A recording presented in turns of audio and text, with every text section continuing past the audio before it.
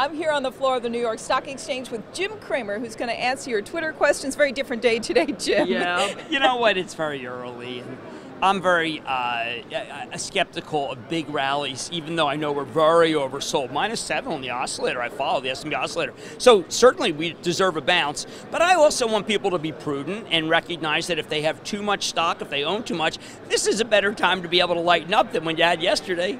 So our first question is actually about buying. What are your top picks for today? CVS was an amazing suggestion yesterday. Well, I think that we want to wait, and on a pullback, I want to buy General Mills, I want to buy PepsiCo, Home Depot, Kroger. These are all beneficiaries of lower gasoline, which is something that's definitely coming. Jim, two high-flying names have gained momentum over and above their basic fundamentals, Fitbit and Wayfair. What's a good re-entry point? Okay, now Fitbit is basically kind of a sotto voce call-out by Best Buy about fitness equipment doing well. I think, by the way, Brunswick makes good fitness equipment. I think that stock's a good buy. I hesitate on Wayfair. I said on Mad Money, no, this is not the kind of stock to own. In a bull market, it is. In a tough market, this is like, you know what, if you're going to go down a black double diamond, you want it to be really beautiful outside. This is a black double diamond stock, and it's icy out, and there's storms. So, you know, you don't want to own Wayfair here. You want to ring the register Wayfair. That's kind of where I was coming from.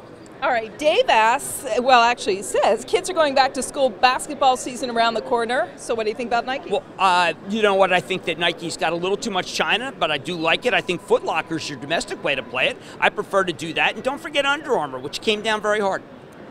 ExxonMobil, is it a good buy? ExxonMobil is probably the only oil stock that I feel confident about when it comes to that dividend. So therefore, yes.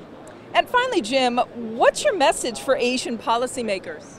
Well, they have to stop trying to prop up junk and start focusing on their own economy in China. They could give $1,000 to every single person in China and make a lot better sense than propping up the junk that I'm going to detail tonight on Mad Money. We'll look forward to watching that. Jim Cramer, thanks so much. Send your Twitter questions to Jim. Use #CramerQ. I'm Rhonda Schaffler for The Street.